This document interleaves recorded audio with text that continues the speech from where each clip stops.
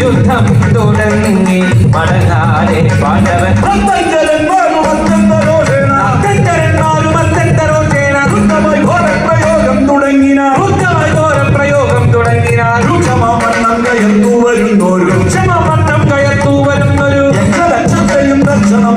യക്ഷലക്ഷത്തെയും ദർശനം മാറുതി